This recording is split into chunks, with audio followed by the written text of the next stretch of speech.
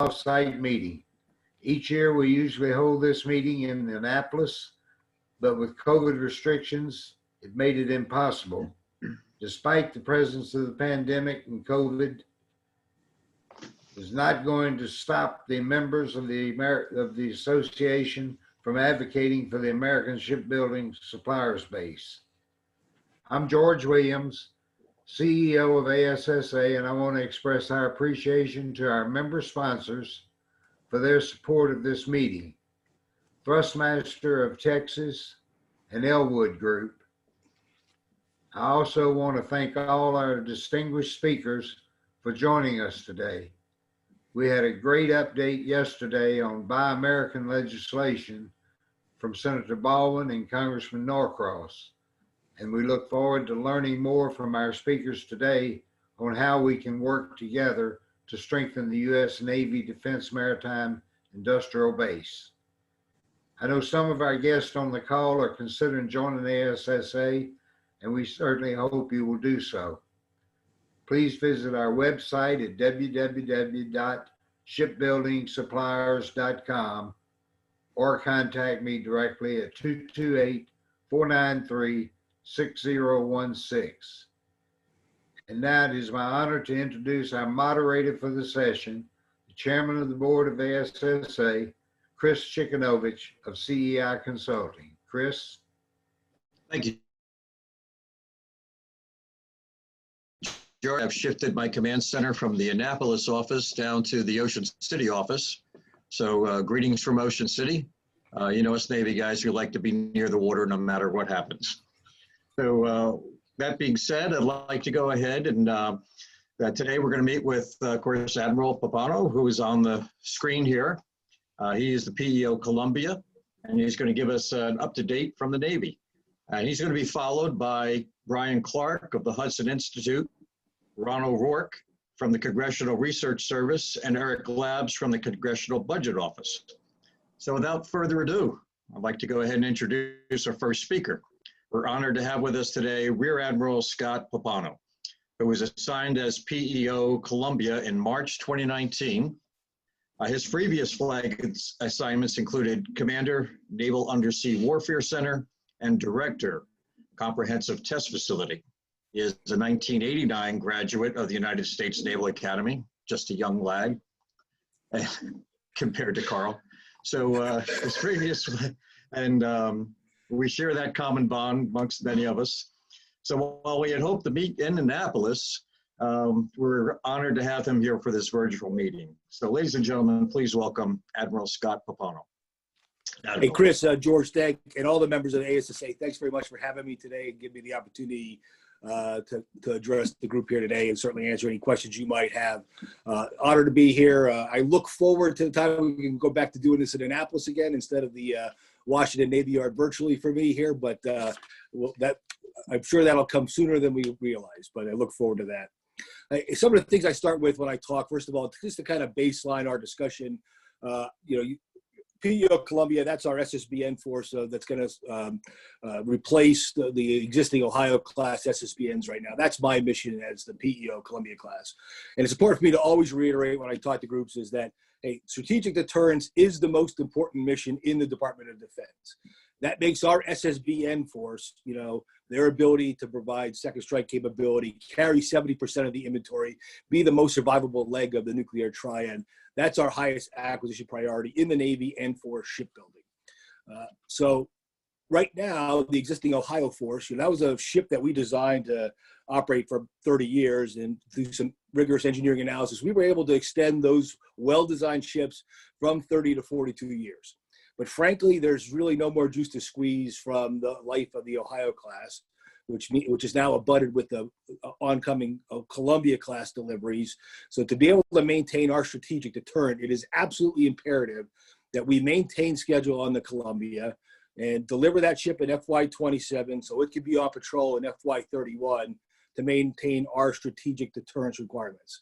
Okay, that is the generational journey that we are on to recapitalize our sea-based strategic deterrent depends upon Columbia right now. And so I'm happy to be part of that. I'm happy for you to be a part of that as well. based on that, you can kind of tell that, schedule is king for Columbia, right? First time quality and maintaining schedule. Those are the key things for the Columbia class program. But, as the top acquisition priority, it's going to get the priority it needs to go do that, with the DX rating in the field, with the shipbuilders. But the problem is I can't do that without doing it at a fair and reasonable cost, because we find ourselves now in an era of great power competition.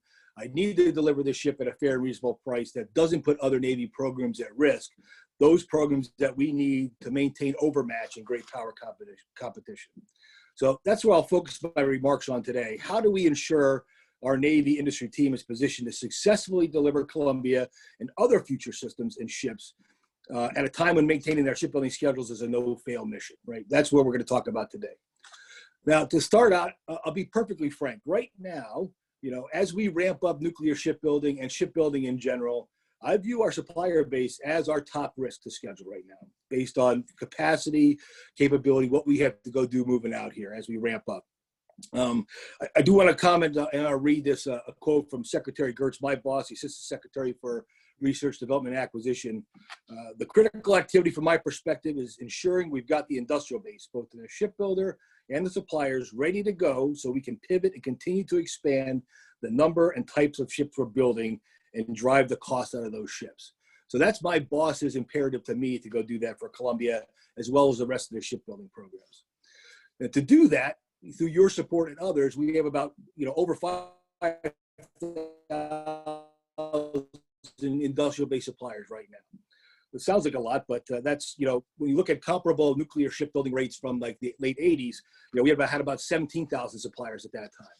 So I have concern, the fragility in our key market spaces is a very real challenge, but I'm telling you, I'm here and the Navy is committed to engaging and partnering with the industrial base in unprecedented ways to ensure our responsibility to our Navy and our nation. Now, as the top acquisition priority, the Columbia class is going to pull out all stops it's going to need to get the stuff, the material that we need to deliver this ship on time. But I can't call that a success for the Navy and the nation if I put other programs and portfolios at risk. If you look at the overall budgets, Columbia is going to consume about 23% of the new ship construction budget across the fit-up. At the end of the fit-up, it's going to ramp up to about 30% of that budget. So once we go into 1 per year serial production on Columbia. And so that puts a significant funding strain on other ships and the ability to execute other shipbuilding programs that we have to continue to drive innovation into how we deliver supplies to go build those ships. And frankly, right now I see our defense industrial base stretched pretty thin right now. So what kind of shipbuilding am I talking about here? You see out there the nuclear carriers at 2 per year, or the block by the carriers, 2 per year, Virginia class construction, and start of Columbia right now, and then shifting to serial production in FY26 and out for Columbia. What are we doing with infrastructure and manpower to be able to meet that shipbuilding demand?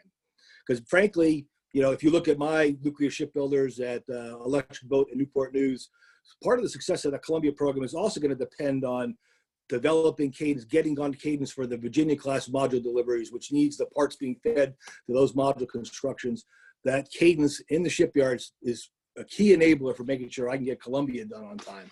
So it's kind of all one team here we have to go view this as. It's also kind of short-sighted of us to just look at the building of the ship. The other thing I'm focusing on within Columbia is, the sustainment, right? There's been a lot of talk about how we sustain our Navy ships, and what can we do better going forward in the components, the materials, the parts we deliver to drive down overall life cycle sustainment. Now, I will tell you, Columbia, like its predecessor, Ohio, is designed with sustainment in its DNA, designed for reliability, maintainability, and availability. And as we transition from the 14 Ohios we have right now to the class of 12 Columbia class SBNs, it's absolutely essential that both the Navy and our industry partners understand how to sustain these ships so we can turn them out of refit and depot periods with the required material availability of those ships to meet strategic deterrence requirements. And not only that, I'm also looking at, farther down the way, what do we have to do for infrastructure on the shore side to make sure we're ready? Hey, we built Kings Bay and Bangor for the Ohio SSBNs. They're brand new back in the 80s. Now we're finding that, there's some wear and tear on those. What do we need to do to go recapitalize those facilities as well to make sure that when we deliver the Columbia, that the rest of the Navy infrastructure is ready to receive that? So defense industry innovation and all these things, has been and must continue to be our strength. You think about it on the sustainment side, Admiral Caldwell at Naval Reactors has challenged me, hey, and what can I go do to make a maintenance-free system? Okay, that's something you could help me with. I'd be happy right now with developing, make sure I can extend those maintenance period, understand what how to analyze those systems, feedback, and make sure I'm doing maintenance at the right time in those things.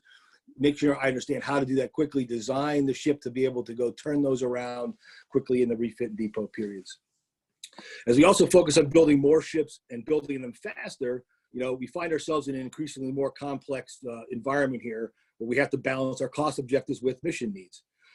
What we're doing here at PEO Columbia in conjunction with both the carrier shipbuilding program and the submarine shipbuilding program is what we call the Integrated Enterprise Plan, the IEP for our nuclear shipbuilders and Navy team, to try to take a proactive approach so that we know, we're balancing the build schedules with what suppliers have to feed to those things, trying to do things in the defense industrial base to meet those IEP demands across all shipbuilding programs, where we can, stretch out advanced construction, advanced procurement, go shift to continuous production to maintain steady workforces and balance the workload across our suppliers. All those kind of things are the things we're looking at to try to drive that. And we're also, through that IEP, taking a closer look at the suppliers, our key suppliers. I talked about having over 5,000 of them. Of the 5,000, we've identified about 300 of our key critical suppliers, right, where we'll do more in-depth assessments to try to understand what's driving capacity challenges or quality challenges or schedule challenges or cost challenges. And those are focused on kind of in our sole source sectors, large volume, large purchase orders, those kind of things, where those defines a lot of those critical suppliers. And we're very thankful to Congress, who have helped us out over the last couple of years, providing $253 million for surface and subsurface industrial base improvements, and $123 million of that was specifically tagged to defense industrial base for nuclear submarine shipbuilding. And again, we targeted that money right now in those fragile market spaces I mentioned, single source of supply, where we have capacity constraints, trying to drive resiliency, trying to build workforce pipelines to increase the ability for the suppliers to build capacity for us. Now, if we take a step back, all this was working pretty well heading into 2020, trying to ramp up the industrial base to go do that. And then, we had the COVID pandemic hit us right now. So quite a challenge for 2020, both for in and outside of the government. I'm sure that many of you have faced those challenges. Provided new unknowns here for what we're dealing with and impacting how we do business. What I want to do is kind of take that. I think, at the Navy side, we found, with challenges of COVID and frankly, Columbia has weathered those challenges relatively well because of the DX rating with our suppliers, with the priority we have in the nuclear shipyards. We've been okay to maintain schedule right now, but that's not true for all of our shipbuilding programs, who at the expense, with Columbia's priority, some of those other programs have suffered. Well, what I do want to take a look at is, hey, we have this challenge, with my team here, I want to view it as an opportunity as well. What have we done differently? What was driven by necessity for COVID to deal with it, that we found out, hey, maybe that's a better way of doing business long-term and treat it as an opportunity? Is it how we do shift works in the plants? Is it how we communicate with less travel and more virtually? Are there advantages and disadvantages of that? Lay those out so that as we emerge from this pandemic, my goal is for us to emerge stronger, based on, benchmarking where we've been, what has worked better for us, and what can we do going forward based on the lessons learned that we experienced in COVID.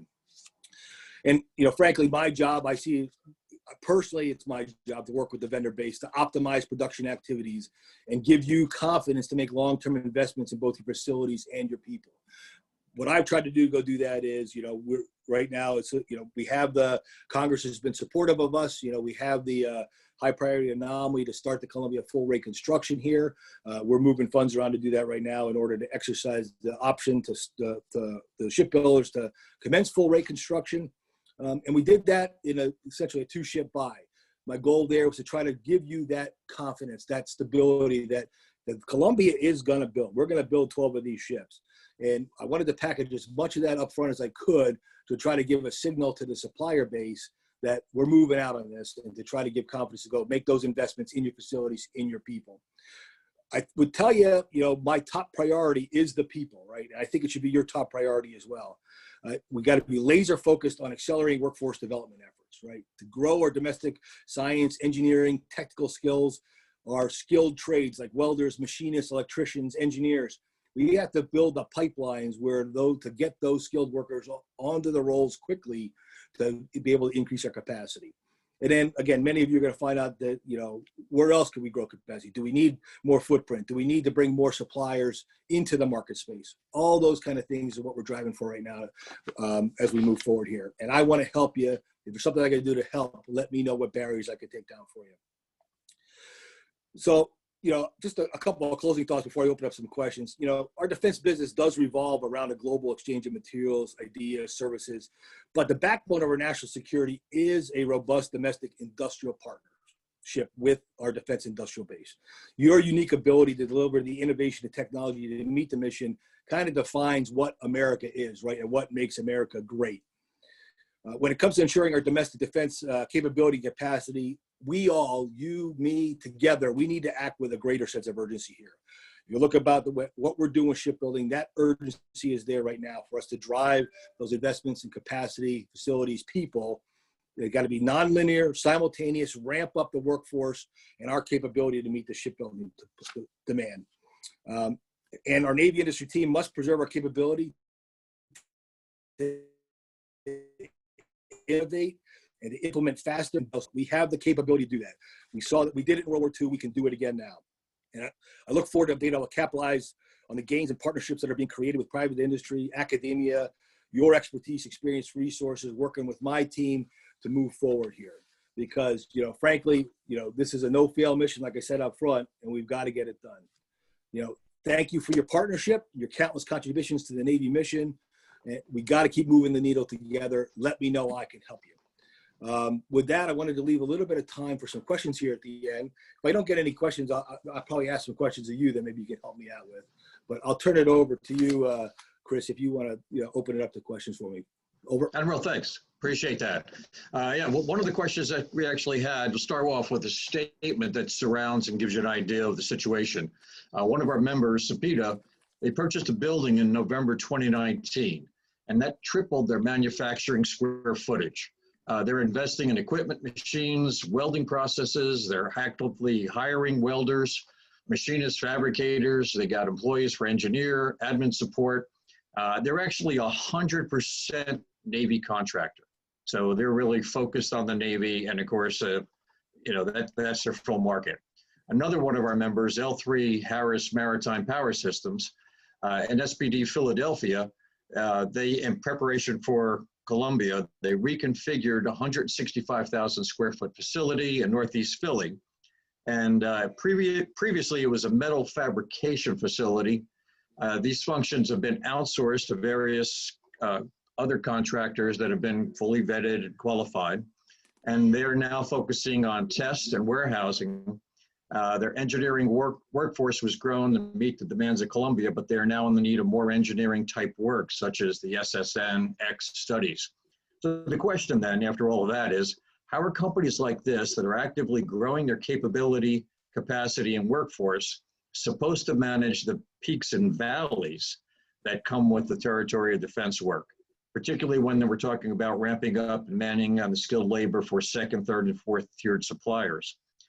How do they work with that workload change without losing that key capabilities and their underutilized capital investments? So long question, but anyway, that's the situation we're trying to deal with.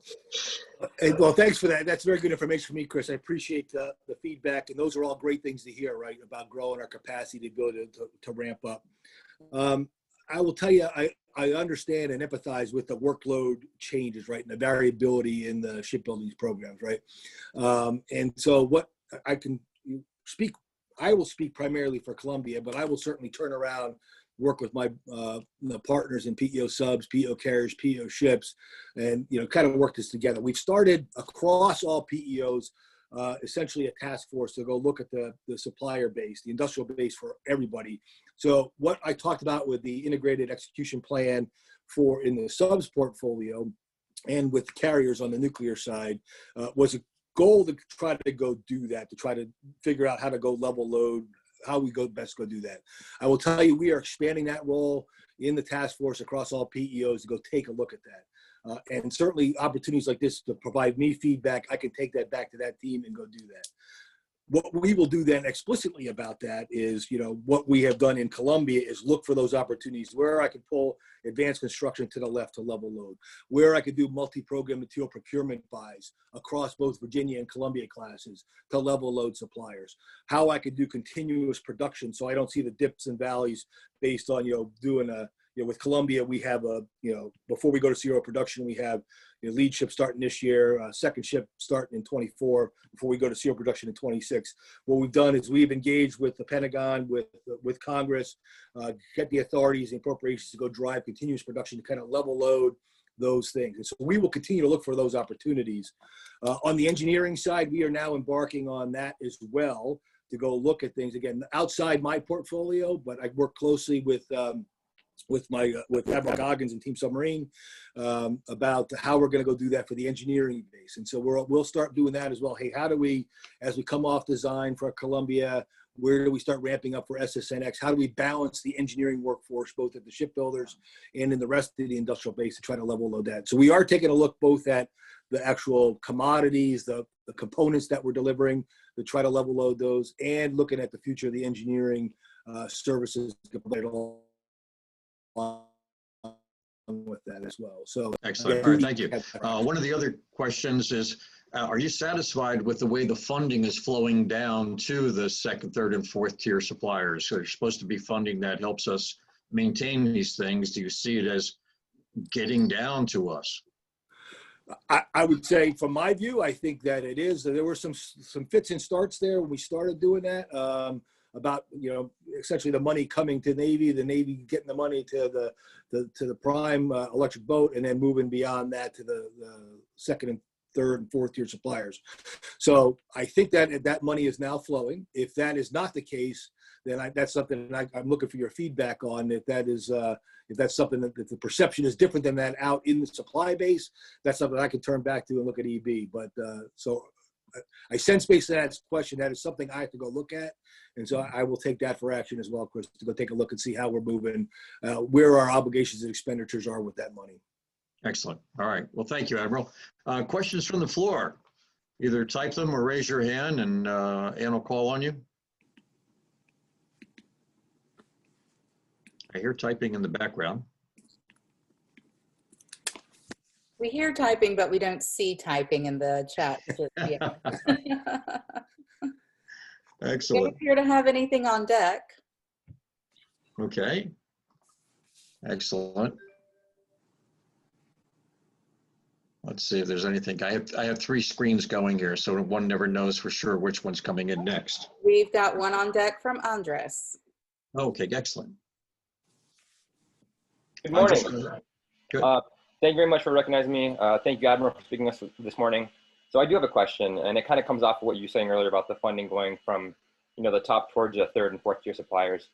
Something that I've heard in my time speaking to suppliers, that a lot of them have lost a lot of income that they depend on the commercial side, because oil and gas and heavy industry is also taking a big hit because of COVID. So what can we do to make sure that, that important base of the third and fourth tier, they don't lose out? How do we make sure that we can take advantage of that extra capacity that they now may have? Thank you. And that's a great question. I appreciate you bringing that up, because that's an explicit conversation I had with Kevin Grady, the president of Electric Boat, is, hey, again, one of these, challenges versus opportunities of the COVID pandemic that we're dealing with right now is where have other sectors suffered that we should be going to look for, capability, capacity that was normally reserved for the commercial sector. So we are working with Electric Boat right now, our prime, to go do just that, to go, hey, where is machining capacity that again, oil and gas is a perfect example of that. I'm also looking at things like, hey, commercial aircraft industry, if that's dipping, any of those things that feed some of those things where we've seen dips on the commercial side, where can I go? Sometimes it's translatable. Again, the farther you get down, the better off you are, right? The smaller the component, the thing that you're building is. It's when you get up to the heavy steel fab and the heavy industrial machining, it gets a little bit harder, but there is some of that out there that we're going after right now. So I have a follow-up call actually tomorrow with Mr. Graney to go discuss that in greater detail again. So I have recognized what you're talking about. I can't tell you I have a success story I can give you right now, but it's something we are explicitly going after right now to go, again, looking at the challenges of COVID, what is the opportunity that's presented to us based on that, so we can go tap into that.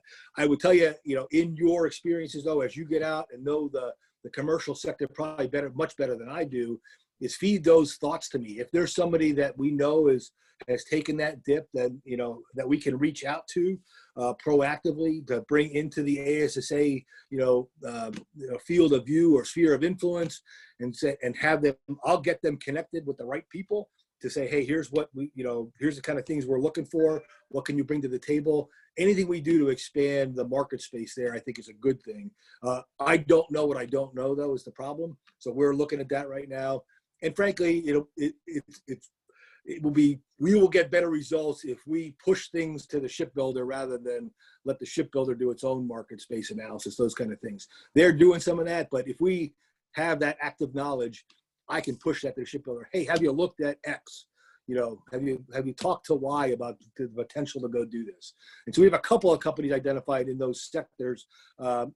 Based on business sensitivity, I won't do that, but nothing done yet, but we've looked at 4 or 5 different companies where we think we might be expanding capability capacity for. Over. Excellent. Outstanding, because that's exactly the kinds of things we'd like to do with you. We're dedicated to you. You are our lifeblood. So we want to have more than a once a quarter conversation. We want to make ourselves open to you. We're here for you, and we want to see Columbia come off on time, on schedule, and with the best workers. We're working an initiative also. You say cost is an issue. We're trying to figure out how in the international community, as we get hurt by people bringing in cheaper products because they're subsidized by their governments, how do we get credit for the fact of being totally American and dedicated? Of course, Columbia has a much better focus on making it all American, but that's one of the things we'll be putting forward. So again, sorry we can't be at the Naval Academy enjoying the scenery. Nothing more better than watching plebes run around and make me excited about my age and experience. But we'll look forward to getting together soon, and either in DC or at Annapolis. So thank you again for being here. We appreciate everything you're doing, and we look forward to maintaining the conversation. Hey, thanks again for your time, Chris. My door is always open. If you happen to be in town, let me know. I'm happy to have anybody come engage with me about thoughts, ideas, moving forward, how we best move out on this. Because again, we're all in this together and we need to solve it together. So I appreciate your continued support and partnership. Excellent. Thank you, sir. Safe travels. Take care. Thank you, you too. Okay. And so with that, we're going to go ahead and get ready for our next speaker. And Bryan Clark is up next. He actually wrote the book on strengthening the U.S. Defense Maritime Industrial Base, providing a plan to improve maritime industry's contribution to national security. He's a senior fellow and director of the Center for Defense Concepts and Technology at the Hudson Institute. And with that, ladies and gentlemen, welcome Bryan Clark. Thank you, Chris, and thank you to ASSA and to Tish and Ann for help putting this on. I really appreciate the invitation and the opportunity to talk about the work that we've done. As you can see, the slides are coming up. So we completed, as Chris was saying, we completed a study earlier this year looking at the Defense Maritime Industrial Base. And that study was focused on, the whole soup to nuts maritime industrial base. So not just shipbuilding, but also ship repair and the shipping industry and its contribution to sea lift, as well as dredging and surveying and the other functions that are done by the maritime industry, the commercial maritime industry in support of national security. And the goal of the study was to give a comprehensive assessment of how much of an impact the maritime industry has on national security instead of looking at individual stovepipes. I'll focus my discussion today on the shipbuilding part of it, obviously. I'll talk a little bit about ship repair as well, because I think there's obviously a relationship between shipbuilding and ship repair, and that they both draw upon the same supplier base for a lot of their parts and materials. So I'll address that as well as we're talking here. And at the end, I'll talk a little bit about the Future Naval Force Study, which we were part of. Hudson Institute provided one of the inputs to the OSD's process for analyzing the future fleet requirements. And we also were involved in the advisory board that's reviewing those requirements, which is where I'm going to go as soon as we finish up here today. So if you go to the next slide, please. If you look at the overview of the U.S. shipbuilding industrial base, it's pretty fragile. And the reason is, if you look on the chart, it's pretty clear that it's not like you see in other countries where they have a more subsidized industrial base, to be perfectly frank about it. That consists of a relatively large number of major shipyards that build a lot of ships every year. The U.S. industrial base is sort of, because of market forces and the lack of that kind of subsidy, evolved to be this very kind of trifurcated structure. And each part of it deals with a niche market that makes it very fragile or susceptible to changes in demand. So you've got major yards, like our larger yards that build big ships, so NASSCO, Newport News, et cetera. But you can see how those major yards are pretty much all military yards. They build ships that go into the military. They've got one single customer, the U.S. government, as Scott just mentioned. That, by the way, it's great to be on the same call with Scott Pappano, because we served together in MPTU Charleston as XOs together. It was great to see him again. But anyway, back to the major yards. So the major yards, you've got mostly military construction yards, and then you got Philly Shipyard, which has been, obviously on life support the last several years, and is just barely staying in operation thanks to periodic contracts for the Jones Act fleet. And then you go to the large yards, and that's where you get a little bit more diversity, where you've got some shipyards that favor or that specialize in military construction, and a couple that also build some commercial ships like VT Halter. But again, that is mostly a set of military shipyards. And then down at the bottom, you've got your smaller vessel category, and that's where a lot of the Jones Act fleet ships are built.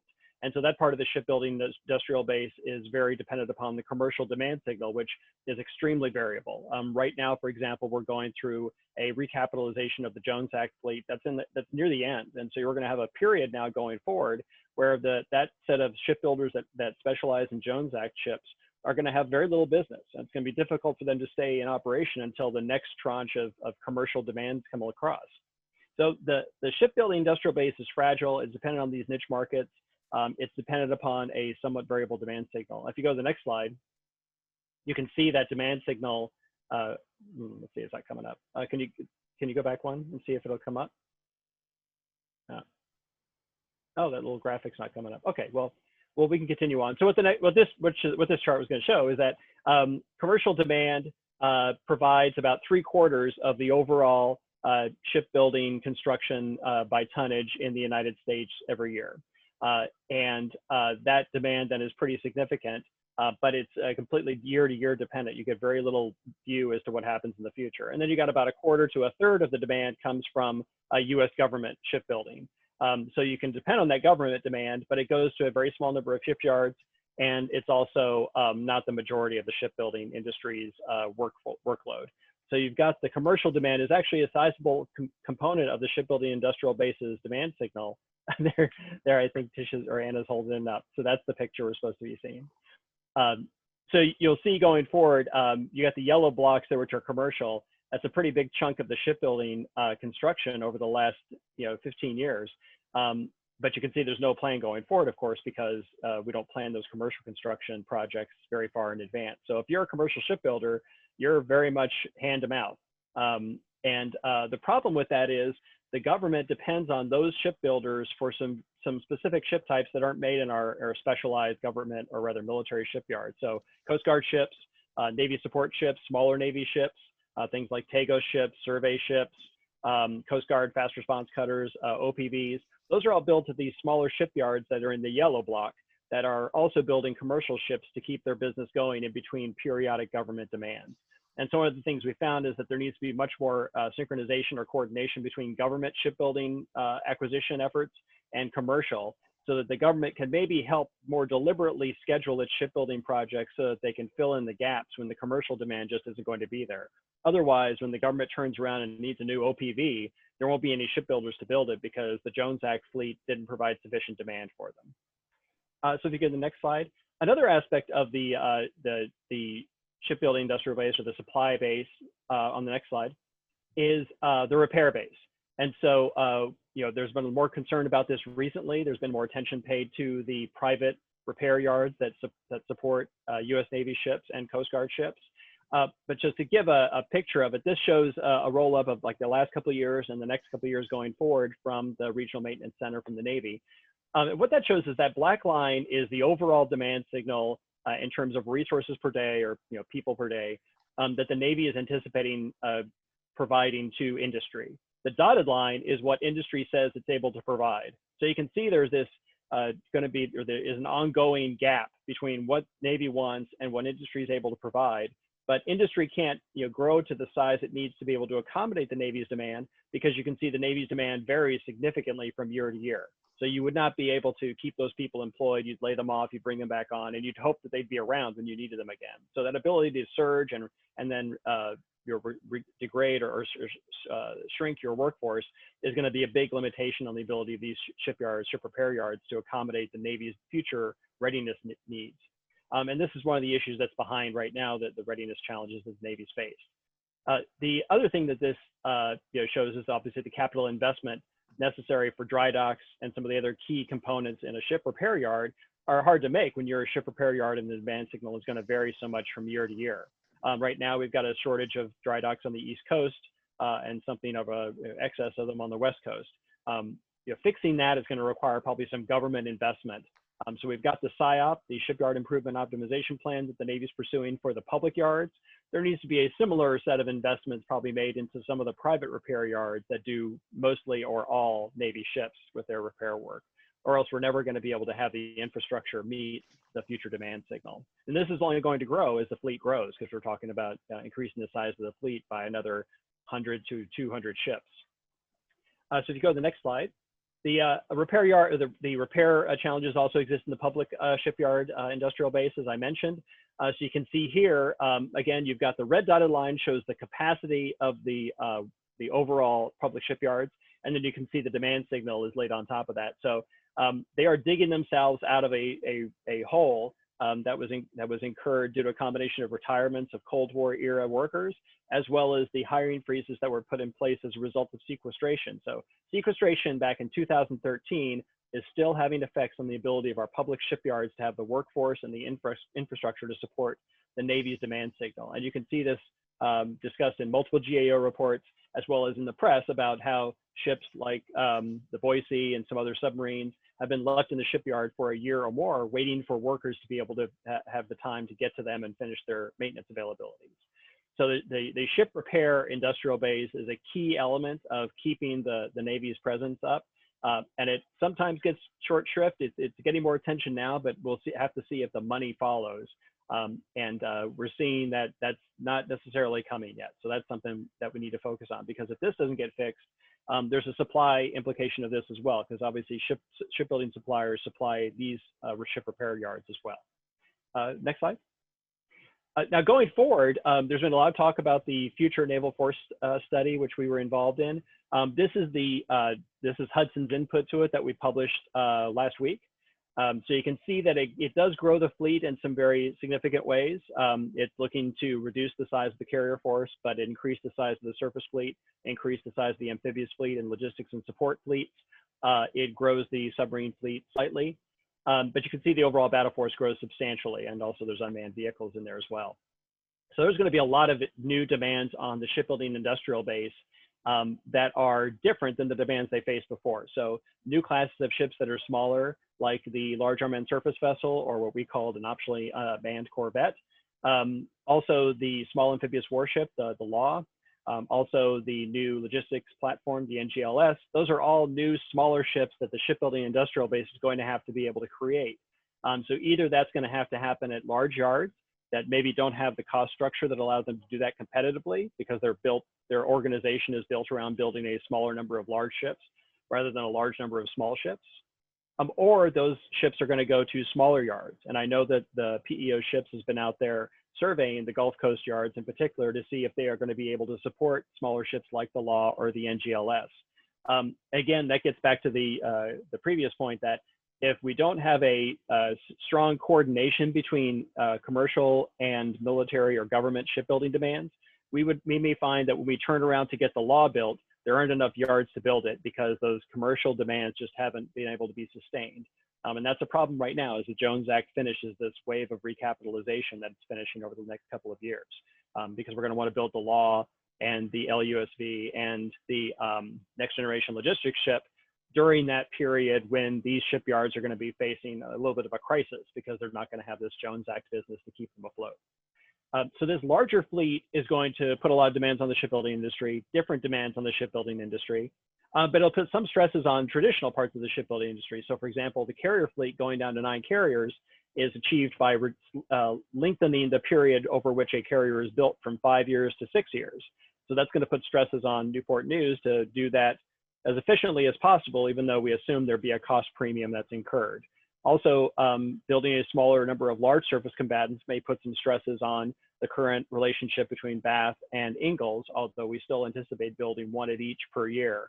But again, that may not be any additional on top of that. So it may just be one per year and no additional third in some years like there is today. And then the submarine fleet will be a particular challenge. As Dr. Esper mentioned yesterday, or the day before yesterday, the submarine fleet is going to be growing. They want to build up to 3 per year. I don't know if the finances will support that, but in any case, that'll be a challenge for the shipbuilding industrial base to go to 3 per year. Maybe that might involve a lengthening of schedules. So if you go to the next slide, you can see that we went through in our study and laid out kind of how that shipbuilding effort looks over the next 30 years, using a little chiclet chart like this. So I won't go into detail because it's obviously a little bit of an eye chart. But one thing that has to be considered is you've got to think about level loading the demand on the shipbuilding industrial base. So you can't, for example, pay to go to 3 submarines per year, attack submarines per year, by stopping LPD production, because stopping LPD production idles a whole part of the shipbuilding industrial base that you're going to turn around and need in 5 more years when the next LPD or LX comes along. So this chart was used to kind of help us understand how we were going to level load the demand on industry, which meant in some cases buying an extra ship in a year and then stretching out the construction of that ship over years when there wouldn't be another ship built. So that you can see there in the in like the future surface, the small surface combatant category, we did that in several years where we bought an extra one to be able to keep the workflow going during the next year when we would have fewer built. So these are some of the things that the Navy is trying to wrestle with, and we have to consider when we define numbers for ships, because if we idle parts of the shipbuilding industrial base, it's going to be very hard to return them to service. And it may mean buying a ship ahead of need if you're going to be able to support that shipbuilding industrial base through a gap till when you need it later. Next slide. And so and I will note that the challenge of building a shipbuilding plan is always the cost. So you can see here that we used for our study and for the Future Naval Force study, we used PV21 plus inflation as our cost constraint, both for SCN and for ONS. So you can see we kept the SCN numbers below that limit, even though we're building a fleet that goes up to 580 ships, manned and unmanned. And we use the same cost estimates the Navy is using. So when the Navy talks about a 500 ship fleet, that is affordable from a SCN perspective. The challenge then is ONS. ONS actually becomes a bigger limitation on the size of the fleet and its shape than SCN costs do. And you can see here that we were unable to even keep it below that. So it rose, a couple of percent above that. I think it got up to 8 or 9% at one point. So this is the biggest challenge, because what happens is in these out years, like 2038, the Navy may be faced with a situation in where they have to reduce procurement to pay for ONS costs. So you need to think about defining the fleet size and shape in such a way that you can contain those ONS costs in the out years instead of, biting off more than you can chew and ending up with an unsustainable fleet that causes you to eat into your seed corn to pay for maintaining what you have already on station. And then next slide. That's it. So obviously looking for the discussion, but I wanted to give you a sense of sort of, what the state of the industrial base is, what we see as some of the challenges that are facing it in big terms, and then also going forward, what some of the discussion about the Battle Force 2045 really means. So thank you very much, and I will turn it back over to you, Chris. Thank you, Brian. As always, very insightful view into what's going on in the world of shipbuilding. So we thank you for that. I remind the audience that we're going to hold all Q&A until the end.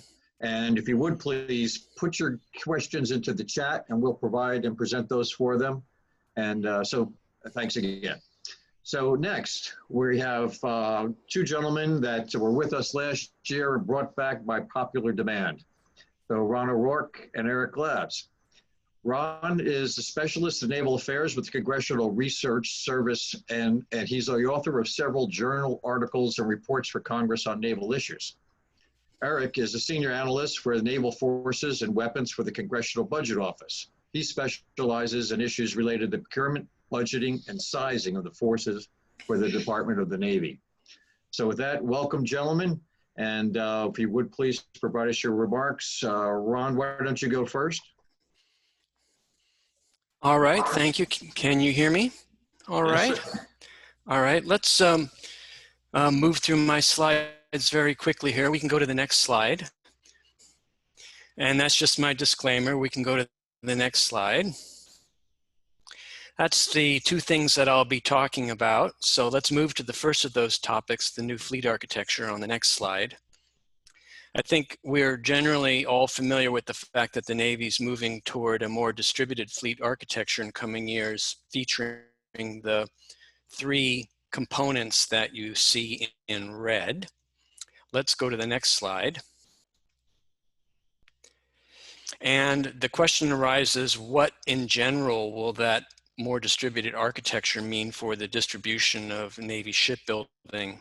It'll have potentially a number of effects, but one of the principal ones is that it will give second and third tier yards a chance to win a larger share of the overall Navy shipbuilding effort than they currently have. And that's because more of the ships in the fleet will be smaller ships that second and third tier yards can build. Now, in the nearer term, that could increase the number of yards that are available to the Navy to compete for shipbuilding programs. Over the longer run, as certain shipyards become more or less successful under the new distribution, some of these yards may drop out and return us to a smaller number of yards available for competition. But in the near term, at least, it will open things up to a larger number of yards. That leads to my more general point, which is that other things held equal, and particularly if the total amount of money on shipbuilding does not materially change, then it's not clear that redistributing Navy shipbuilding among the shipyards is by itself necessarily going to improve or detract from the overall health of the shipbuilding industry. The total amount of work going into the shipyards is roughly proportionate to the total amount of money. If you do not increase the total amount of money, then it's not clear that redistributing is necessarily going to lead to a more or less healthy industrial base in general. The health of the industrial base is more directly affected by three things. The first is the total amount of money, as I mentioned. The second is the stability of the Navy demand signals and the shipyard's consequent ability to plan ahead. And the third is the contractual and regulatory environment that the shipbuilding takes place in. So let's move to the next slide, which is the second of my topics, the new Battle Force 2045 fleet plan that Secretary Esper introduced in his comments 2 days ago, as Brian was mentioning. On the left there is my summary of what Esper talked about and what he did not talk about compared to the current 355 ship plan, and a bunch of notations that provide some extra details on the various ship categories. I know you can't read that, it's way too small. I'm simply putting this there to alert you to the fact that this table is in my CRS overview report on Navy shipbuilding. So get a copy of that report. I sent it to Tish, so she can distribute that to you if you don't already have it. look at that table and you'll be able to see all these details. But let's move to the next slide, which is the second of the two things I wanted to talk about, which is the potential impact of the new fleet plan on the various shipbuilding programs. And Bryan touched on this a little bit. I'm going to run through most of these very quickly, and this will be the last slide that I will talk to substantively. The Columbia-class program is essentially unaffected by Battle Force 2045.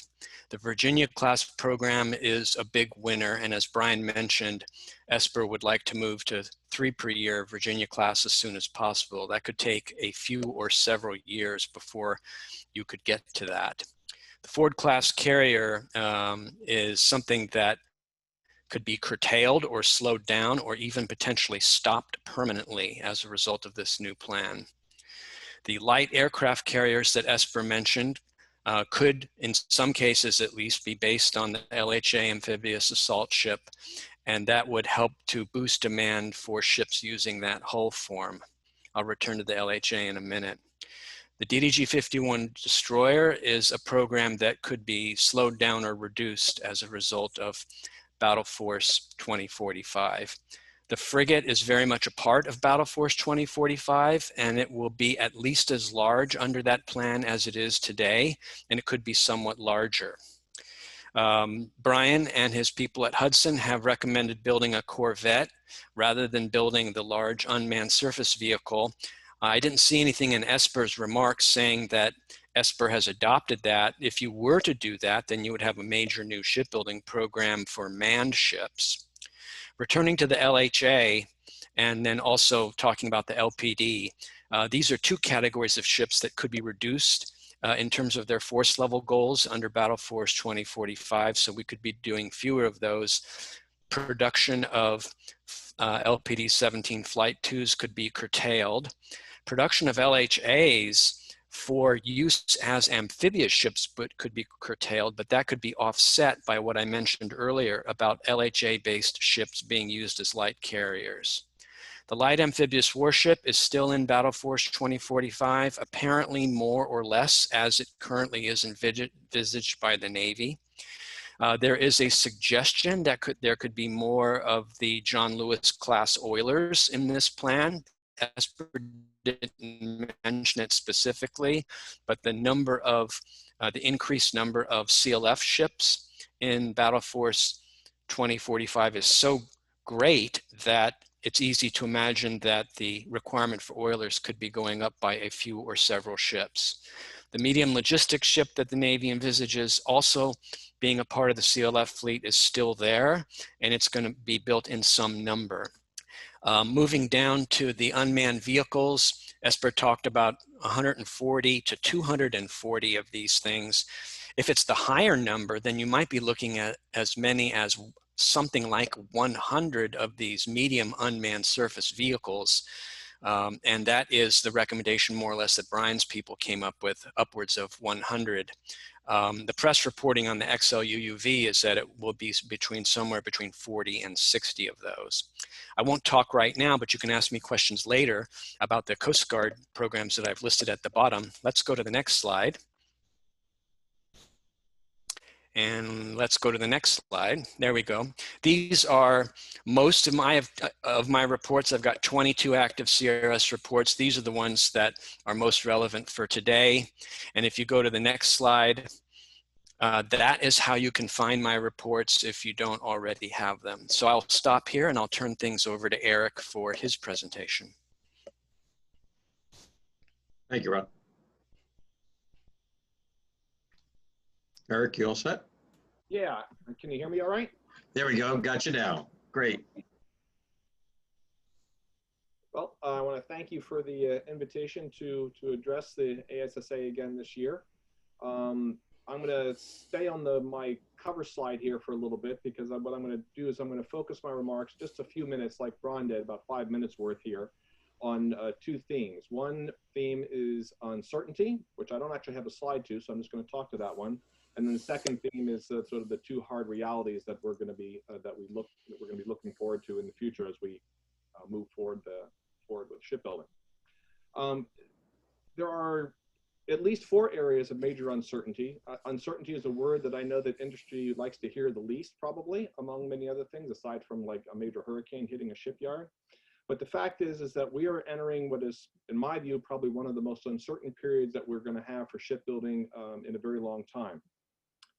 The first area of uncertainty, of course, is what is the force goal that the Navy is going to be pursuing? Now, Secretary Esper has actually, as of yesterday, put a fair amount of clarity on that, but there still remains a fair degree of uncertainty. When you have a range of carriers from 8 to 11, when specifics for amphibious ships or large surface combatants did not come forward, we don't know exactly how many of each of these platforms that the Navy thinks it's going to need in Battle Force 2045, although it has narrowed it down for a fair amount. Nonetheless, we still have that level of uncertainty. The second area of uncertainty is then, Esper was talking to the force goal for 2045, but we don't have a shipbuilding plan yet. Shipbuilding plan presumably is going to be forthcoming, if not later this year, then I would expect then with the new budget in 2022 fiscal year. What we're going to buy, how much we're going to buy on any given year is going to be a major question mark that still remains to be determined in terms of the new force plan that the Navy and the DoD is going to be pursuing. The third area of uncertainty is, of course, how are we going to pay for the plan? Secretary Esper says that we need 13% of a $200 billion budget to $200 billion Navy top line to implement this shipbuilding plan. Again, that is unclear whether that would be sufficient because we don't have the specifics of the plan and we don't have the specific final estimates or final numbers for the force goal that the Navy wants to put out. But 13% of $200 billion is $26 billion a year. It's not clear to me yet at this point from the back of the envelope calculations that I can do so far in the absence of many details that that is actually going to be enough to implement the plan to achieve the goals that Esper mentioned. And then the fourth area of uncertainty, of course, is the coming national election. If the Trump administration is reelected, I would presume that they would, in future budgets, would take steps to march out and try to implement this plan that this force goal that Secretary Esper outlined. But if we have a new Biden administration with a new Department of Defense, we do not know how they will regard this particular battle plan and whether they would come up with a shipbuilding plan that would be similar and therefore implement that force goal, or whether they would look at things entirely differently. So there remains a fair degree of uncertainty as to sort of the future trajectory of shipbuilding and consequently the rest of the whole shipbuilding industrial base. Next slide, please. This is just my disclaimer. Next slide. So let's start talking about some of the hard realities that we're facing. Bryan was talking about the O&S costs eating away at the budget, and he's absolutely right. So this is a slide that is based on some analysis I was doing for the Navy's still existing 355 ship plan, not the new battle force that Esper was talking about, but the stuff that I do know.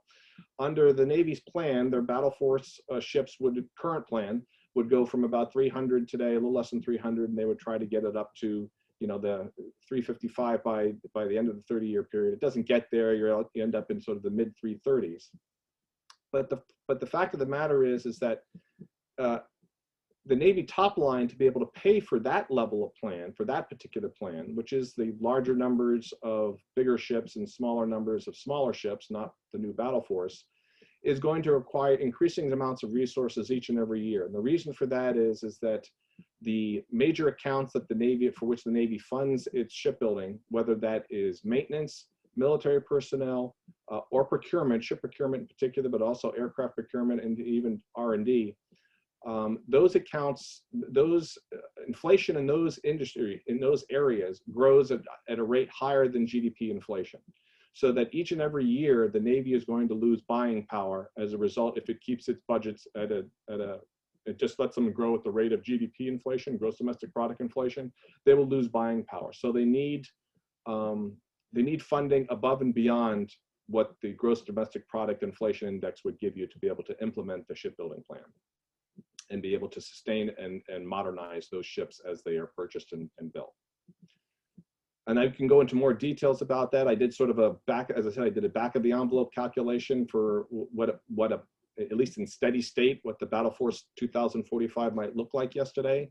And it's certainly a level of resources that is bigger than what we've been getting. And on that note, next slide, please. The other hard reality here is, well, what have we actually been spending on shipbuilding budgets over the last few years?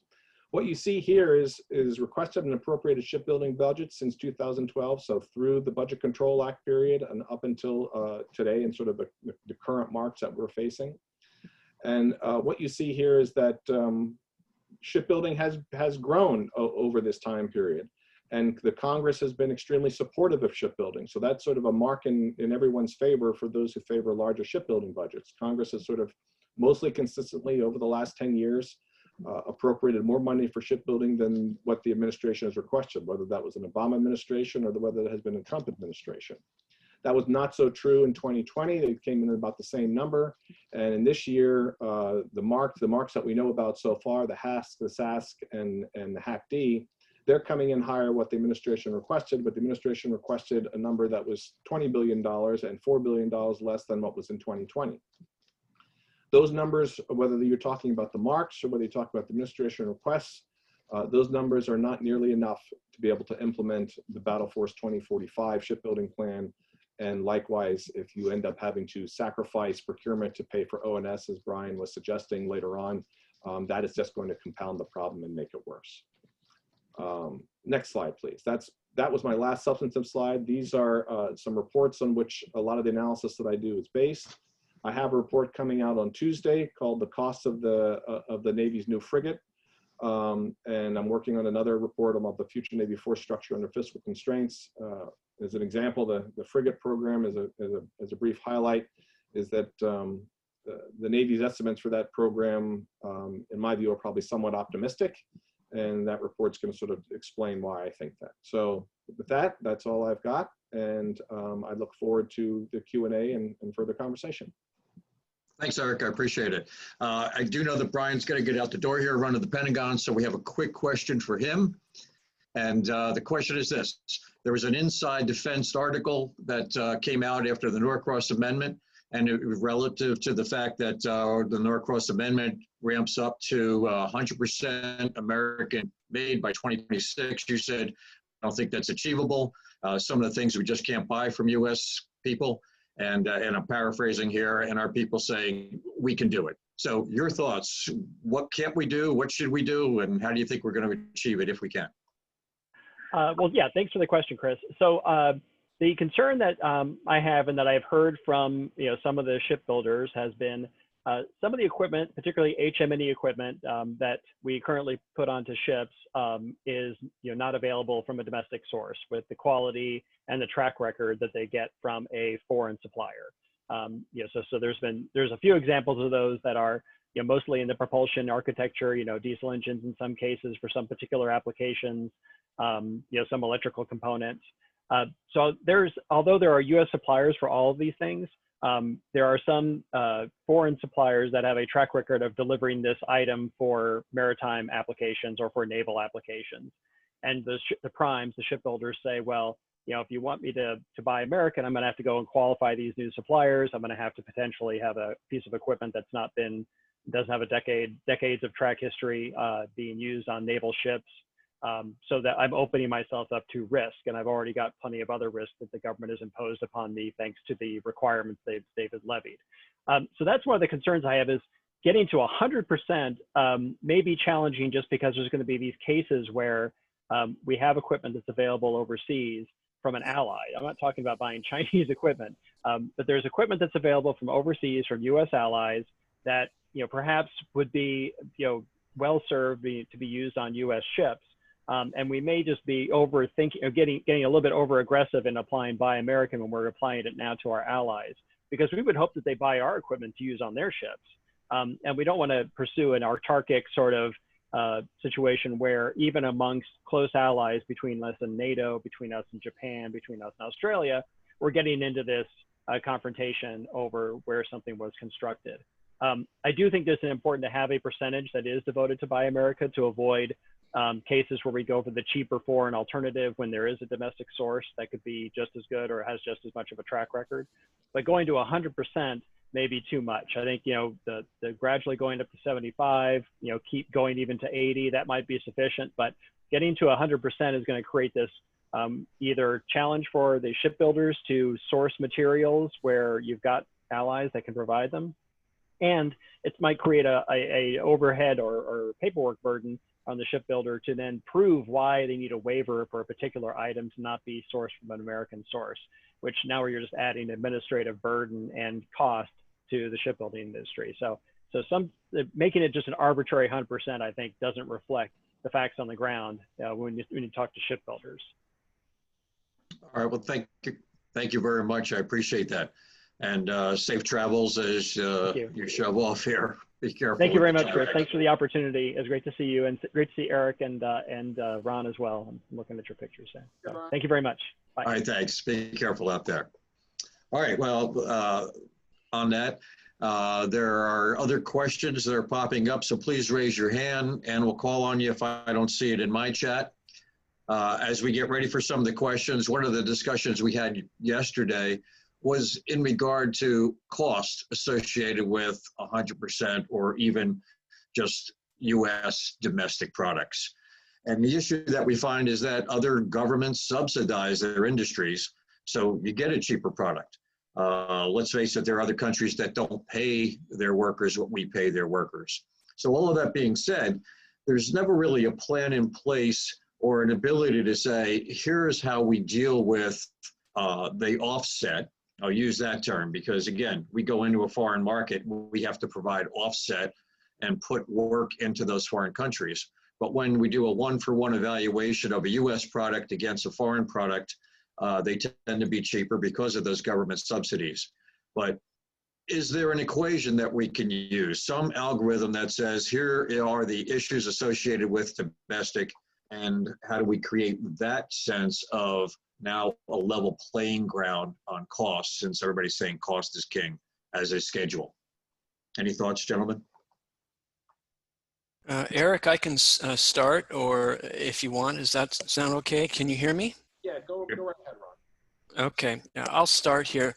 One thing we need to get, in my view, is more visibility into the issue of what is the cost impact on a given of having things provided with U.S. suppliers versus foreign suppliers. We don't know from one shipbuilding program to the next what that actual number is. And so I don't think policymakers have a good sense for weighing what the consequences of this kind of requirement might be. Are we talking about millions of dollars per ship? Tens of millions of dollars per ship? Well, these are ships that cost hundreds of millions of dollars, or in some cases, a few $1 billion per ship. And so what percentage increase in the total cost of the ship are we looking at? Some people might look at that increase and say, yeah, I'm willing to pay for that, even recognizing that the differential might only exist because of foreign subsidies in the first place. Other people might look at that and say, well, is there something else we can do to offset that situation? But you don't have, even in my view, a good starting point for making rational decisions unless you know what that cost impact is. And I have very rarely seen it for any Navy shipbuilding program. I don't really have anything that I can improve upon what Ron just said. The only thing I would say is that when I think about, for example, the frigate program is pretty close to 100% American-made parts and components, but not quite. If I remember correctly, having talked with Fincantieri, I think they're like at 96% or so, and there might be an ability to sort of get that few percentage points more, but it's going to cost them something. But I think Ron's exactly right. Without sort of knowing what the cost impacts are, it's going to be kind of a hard sell to people who might say, on the Hill might say, well, if these other countries want to subsidize, parts that we're going to buy and therefore make it cheaper for us, why isn't that a good thing? But let me add just one other thing here. I don't like to make work for other people, but if you guys wanted to take the task on, you could privately come up with your own estimates and look at them. And if, in your view, the cost delta for going to a greater or 100% US content requirement is really not that great when measured against the total cost of the ships concerned, then you can just share that with other people. If the delta looks a little larger and you think it might scare people, then you have a different kind of consideration to that may come into play about whether you want to share that. But at a minimum, it would be good, I think, for your own organization to at least have an estimate of what that delta looks like so that you can then figure out what course of action you might want to take. And just to build on Bryan's comments from a minute ago about 75% versus 100. Of course, the difficult part is that for the maker of any one particular piece of equipment, it's not going to be an issue of 75 versus 100. You're either going to be in that that area or not. It's going to be either a situation where you're providing it to that shipbuilding program or you're not. And so it's 0 or 100 for any individual maker of a given kind of part. And that's what makes it, I think, this situation difficult. So policymakers in the Pentagon can look at graduated requirements, and for them, they're looking at it collectively. From your perspective as individual equipment makers, it's an all or nothing thing in most cases. You're either in that protected group or you're not. And if you're not, then you're not going to be participating most likely in that program at all. You're either going to provide the widget for that particular class of ship or you're not. And I felt that needed to be said as well, but it tells you something that could be different about the perspective among industry people versus the perspective of Pentagon policymakers who look at the situation collectively. And for them, they may not always remember that for individual equipment makers, it can be an all or nothing thing for them. I appreciate that. That's very good. And we are, as these things came up in our discussions yesterday, we are going to stand up a work group here to take a look at what are these costs, how are they different? Because when we go into other countries and we provide equipment, we're required for the offset. So again, where does that come in? And then again, you're absolutely right. Unless you come in with facts and figures that say, here are the differences, then we really can't get anywhere because the rest of the time it's just conjecture. So appreciate that. So any questions? So remind everybody, just go ahead and put your chat question up and we'll get it to you, or raise your hand and we'll call on you. Don't be ashamed. We don't care what your background looks like on your Zoom conference call, unless you're on a fishing boat and then would like to know more about what you're doing for work. So. While you're waiting for more questions to come in, let me add one thing. I thought Eric's presentation was really great in terms of laying out, I think he had 4 different dimensions of uncertainty that we are currently in the midst of. Some of these will be resolved one way or the other by next year, such as the outcome of the election. But what I wanted to mention is that even though the Battle Force 2045 plan is a creation of the Trump administration, and even though, therefore, that plan may not survive in its many different specifics, if a Biden administration is instead elected in November, I do think it is the case that the broad outlines, the general directions of movement in terms of Navy fleet architecture and force planning are not necessarily going to be radically different under a Biden administration from what we know about Battle Force 2045. I think even in a Biden administration, you're going to move toward a more distributed fleet architecture, and it's going to have, in general, I think, many of the same features as what we see in Battle Force 2045, even if some of the specific numbers might change somewhat. And so it's good to know that the current plan that Esper talked about 2 days ago may not survive the election, but it's also good to know that whatever may come in its place under a Biden Biden administration is not necessarily going to be radically different. It could be numerically a little bit smaller here and there, but the overall shape of the plan and the direction of changes in some of the various ship categories, I think in many cases will be broadly similar. I agree with Ron on that, and if my remarks suggested otherwise, I would say that Ron is exactly right. And one of the reasons why that would be the case is that one of the major impetuses or drivers within DoD or contributors to this development of the Battle Force 45 was the CAPE within the Office of OSD, and that is, you know, generally regarded as an independent and fair-minded organization that provides objective analysis to the Secretary of Defense, regardless of which party it is. And their work certainly helped drive this in that direction, this Battle Force 45 in the direction it went in. So I would not, for example, anticipate that their perspective would change much under a Biden administration. But Ron's exactly right. I think the overall outline is correct. The numbers could change. The numbers could change maybe more than a little bit, but I still think, as Ron said, the idea of moving in a direction of a more distributed fleet of smaller numbers of larger ships and larger numbers of smaller ships, I still think is a theme and a trend that's going to occur for some time to come.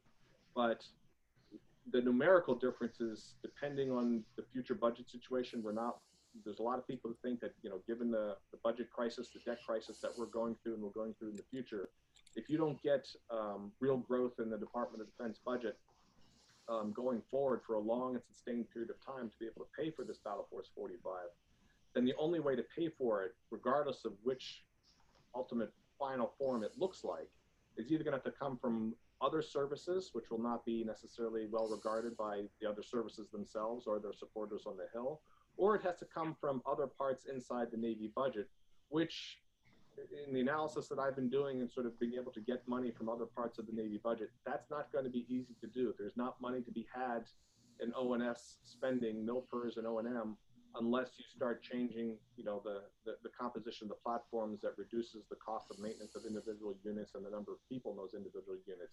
And that doesn't happen overnight. That's going to happen after you've needed to invest the money to buy a lot of the new stuff that would replace the things that are more expensive that are operating in the fleet today. Right. And I wasn't suggesting that Eric had said that the fleet would necessarily change. On the issue of how to pay for all this, to kind of build on what Eric just said, I think it's important to notice what Esper did and did not talk about in his remarks the other day. He did talk about the Navy's effort to generate internal savings that could be rotated into shipbuilding. And he did talk about the commitment of having 13% of the Navy's top line be devoted to shipbuilding. What he eluded by, did not really get into, is the fact that there are elements in Battle Force 2045 that are going down from where they are under the 355 ship plan. That could include aircraft carriers. His range for large deck carriers was 8 to 11. 11 is where we are now, but it's been reported since the middle of this year that OSD is leaning toward having that number be 9. So by saying 8 to 11, he was perhaps avoiding 2 days ago getting into an argument with somebody over a politically painful reduction in the carrier force. But don't be surprised, even in a Trump administration or in a Biden administration, if that number goes from 11 to something less, something more in the range of 9. And if it does, we're looking at a downturn in carrier-related spending, both for new construction and possibly also for the midlife refueling overhauls. And the other things that he did not talk about specifically, which are going to be on a downward trend, is new construction of destroyers, new construction of LPDs, and possibly, it depends on how it's handled, new construction of LHAs as well.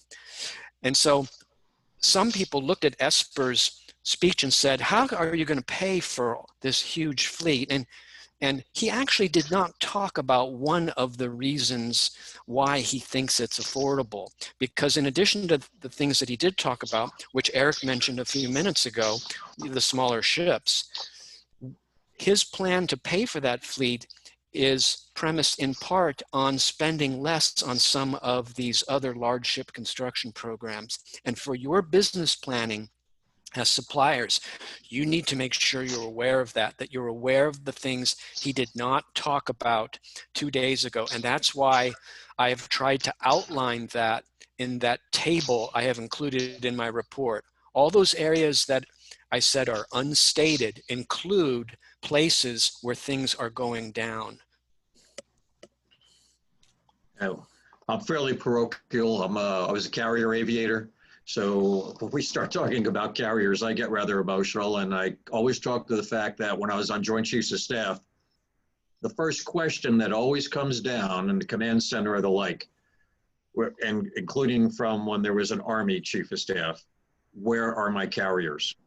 And it's that quick response, where are we going, what are we doing, whether it be hurricane relief, earthquake relief, or where's the next threat? Where are my carriers? So going from 13 to 11 to 9 just changes our entire strategic review. And that always concerns me. So, okay. I'm Go going ahead. to jump in here. Carl has a hand up with a question. Thank you. And Ron, Eric, once again, thank you for joining us again this year. As you heard, you were brought back by popular demand, so thank you very much for coming back. Eric, I want to compliment you on your tie. I don't know if that reflects the 355 ship Navy or the larger 2045 force, but well done on the tie. The question is, I want to address is distributed operations. We seem to be committing an all or nothing strategy with regards to programs like law and NGLS and smaller carriers and that seems to be a pretty big commitment for the future. And somebody I was talking to the other day, we were talking about who the next Commandant of the Marine Corps is, and I hope he has the same philosophy that the current Commandant has, that he can't really change it back where it was. So I'd really be interested in your perspective of the viability of committing all of our future to this particular strategy, whether it's the right approach, whether we ought to rethink it, whether it's the only affordable approach, whether it reflects the near peer and peer threats sufficiently. There's a lot of new type classes of ship. I think we need more small surface combatants, but that's because I'm on the frigate now, so that probably is a biased statement. But I'd be interested in your perspectives on that. Eric, do you want to start on that, or I could start? What's your preference? I'll start on that one for a little bit. I would say that generally, I think this is that's the direction that the Navy wants to go, and the direction that the Marine Corps wants to go in is generally the right direction. I kind of approach these types of issues. For my background is in security studies and international relations. That's my educational training. So when I look around what the United States strategic interests are, I think that we have to be prepared to deal with our most taxing geopolitical competitor, and that clearly is going to be China for the foreseeable future. And I think moving away from larger numbers of highly capable, larger numbers of highly capable platforms and to larger numbers of smaller platforms that make a more distributed fleet is the right path for the Navy to pursue. Now, there's lots of room for details and debate onto exactly how many in each category and what kind of distributed. Like one of the debates that we're going to be facing going forward is should we go down the path of a manned corvette the way Hudson recommends? Other people have argued for the unmanned or optionally manned large unmanned surface vehicle. So that kind of debate is still something that has to be resolved. And I think there's lots of discussion. We could have a whole 20-minute discussion on that without any trouble whatsoever. I generally think that when you look at the Battle Force 45, or even if let's say you had Battle Force 45 that was something less than that, some fraction of that, say 90% if you can't afford everything, by moving in the direction of these larger numbers of smaller ships, in some ways aids many of the other tasks that the United States Navy has to do. A lot of its day-to-day operations are frankly better suited by smaller platforms. You don't want destroyers doing drug runners, or you don't want destroyers doing sanctions enforcement or other type of maritime security operations.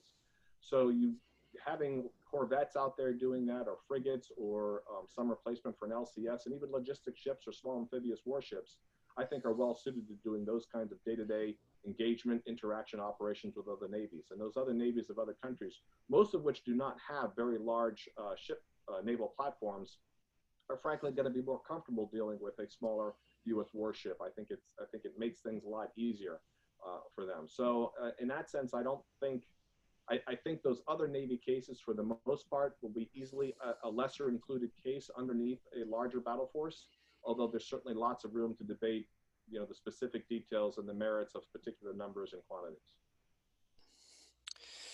To build on what Eric just said, and by the way, that was, I think, a great question to ask and very well premised. I'll make 4 points.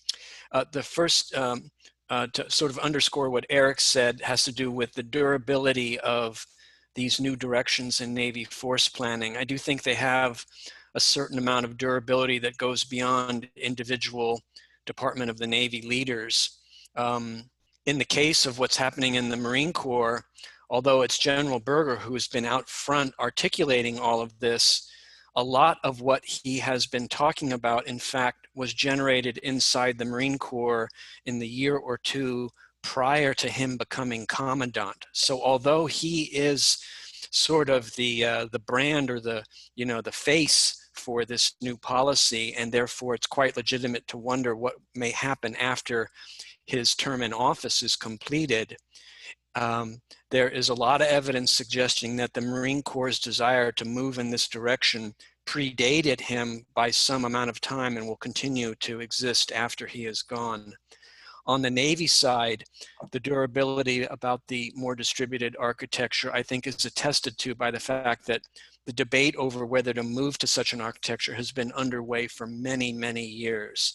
There were critics asking for this for a long time, and the Navy over the last year or two, in effect, has come around to adopt that position.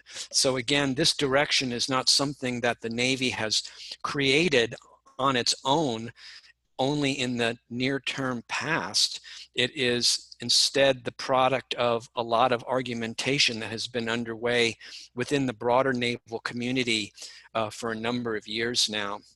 Second thing to remember is that even if you go all in on some of these new shipbuilding programs, you will still have a massive legacy fleet out there that will continue to dominate the force numerically, even while you are beginning to build up these new categories of ships. So the new direction will be a wedge in a larger fleet for some time.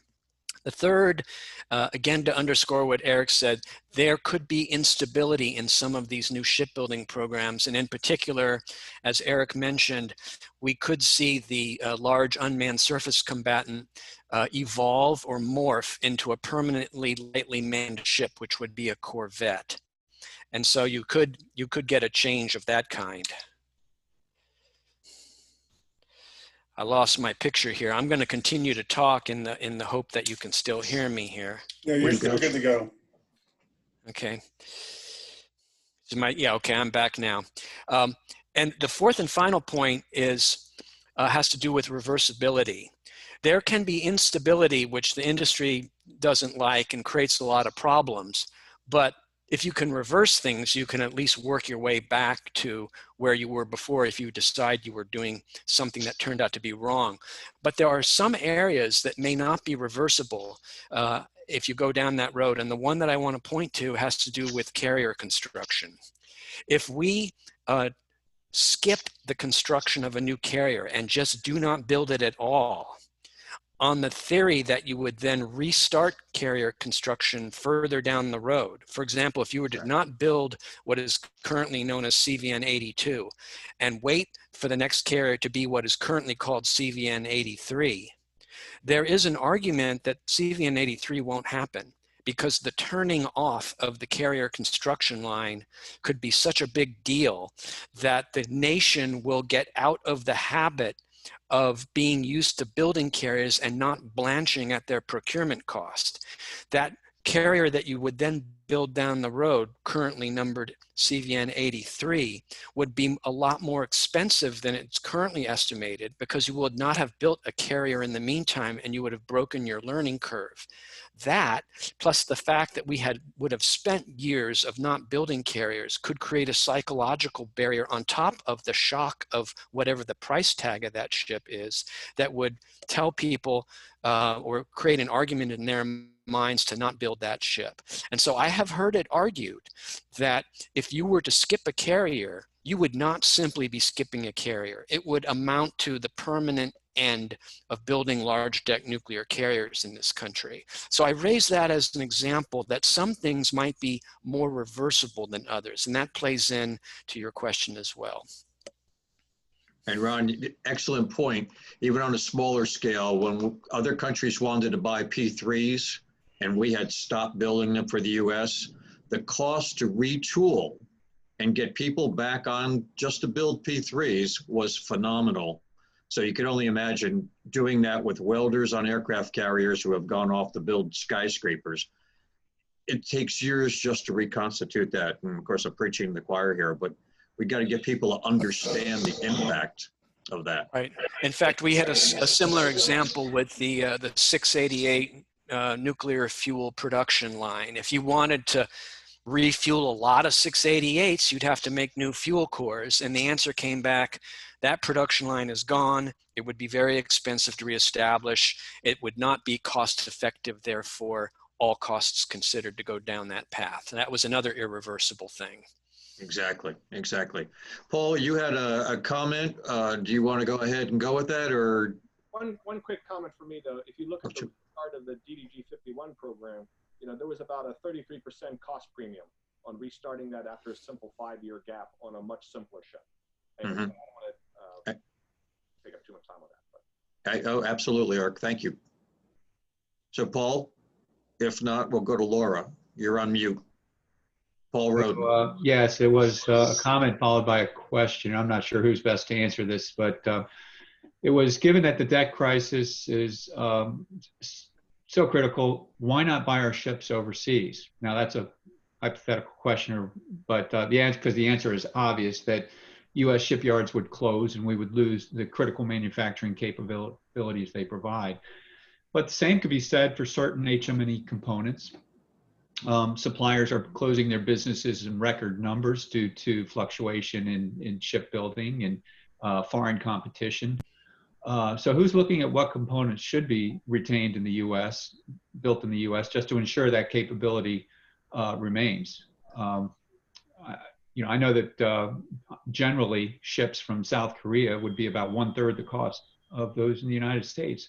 So the argument is the same between ships and H&M components.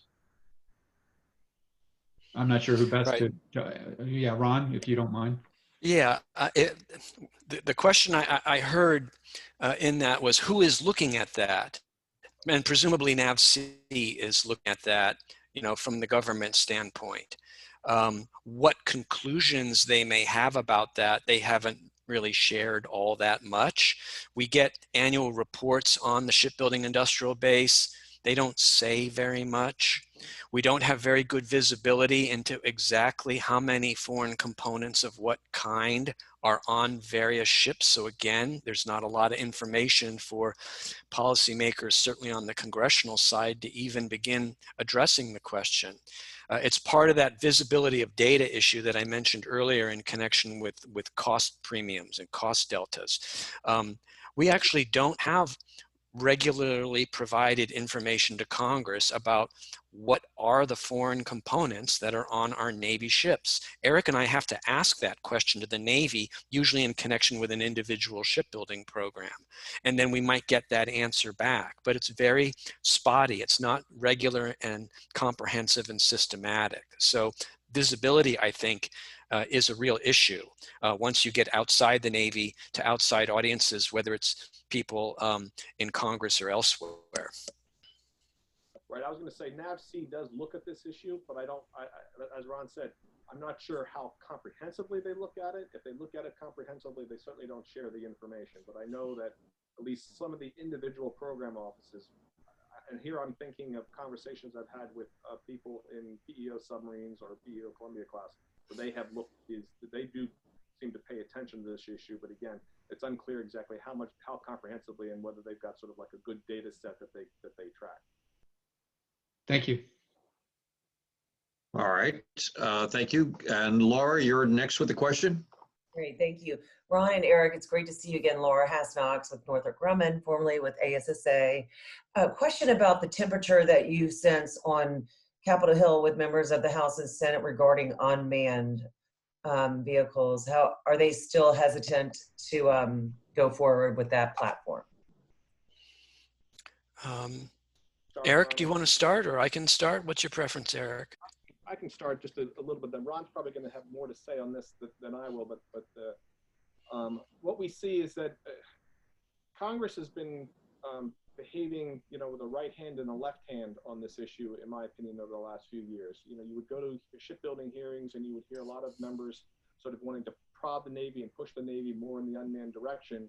Then a year or two ago, the Navy comes out and kind of embraces this more than they had prior, and then Congress is now sort of putting some of the brakes on that. And the brakes that they are putting on are not unreasonable brakes. They have questions regarding the reliability and durability of the Navy's system for testing unmanned systems, and whether the individual components can kind of have the endurance that they would need to perform the missions that the Navy has to perform. So the SASC in particular is looking to try and make the Navy sort of demonstrate and do a lot of advanced testing before we commit to the program. And then there's substantial questions on the part of members and staff on the concepts of operations, particularly with something like the large unmanned surface vehicle that would be a weapons carrier in the Navy's conception.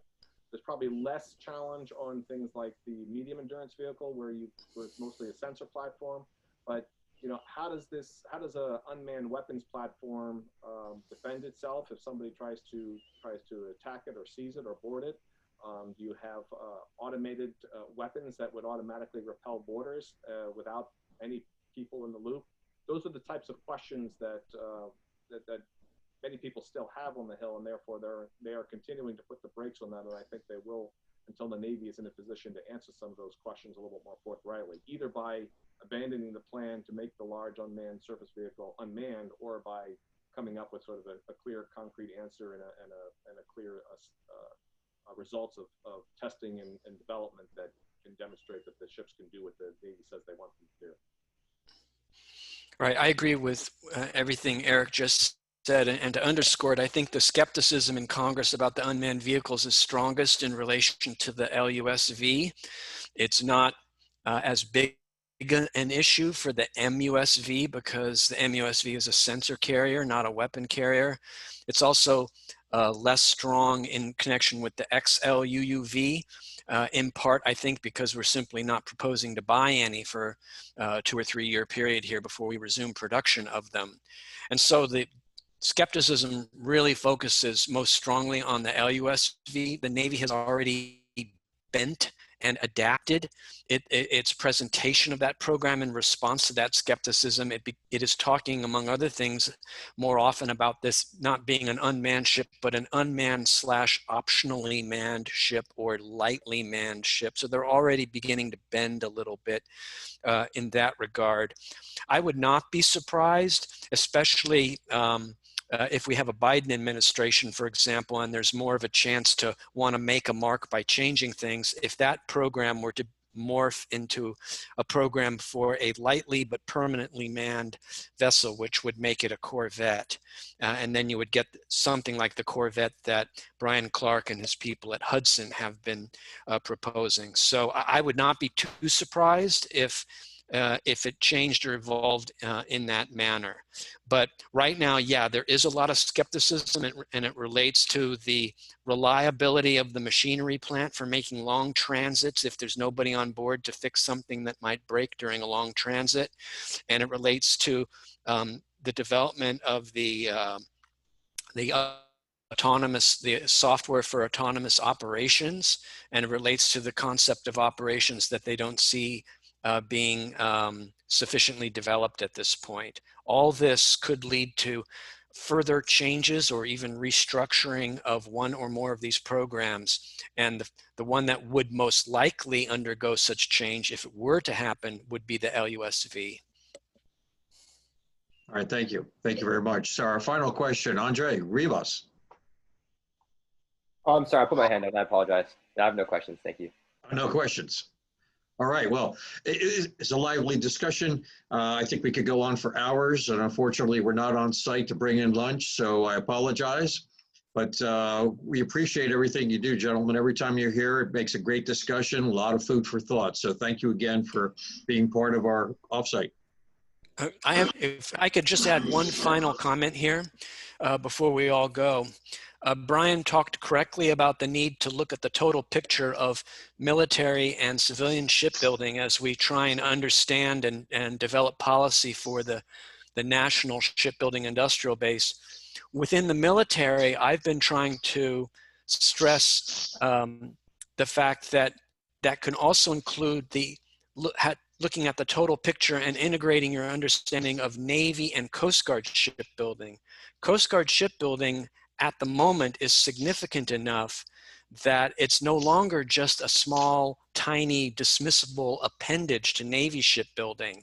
And in particular, we have a new competition being restaged for most of the remaining ships in the Offshore Patrol Cutter program. And so trying to understand what that program does to the industrial base in relation to Navy shipbuilding, I think will be important. So I would encourage people, even though we didn't talk about it today, to not forget the Coast Guard shipbuilding programs as something to understand in developing a total picture of U.S. military shipbuilding. Excellent, especially when they're looking at foreign designers for those ships and then foreign producers. So excellent point. Thank you, Ron. Well, again, great setup. I think this works well. We look forward to seeing everyone on the 10th of December for our next setup. Gentlemen, please feel free to join us if you'd like. Details to follow. And safe travels to everyone. Thank you for being part of this. And we look forward to seeing you all soon. Any other closing remarks from anyone? Thank you. Thanks for having me. Thank you. Thanks to Ron and Eric again. Thank you very much, gentlemen. Always a pleasure. Take care, all. Cheers.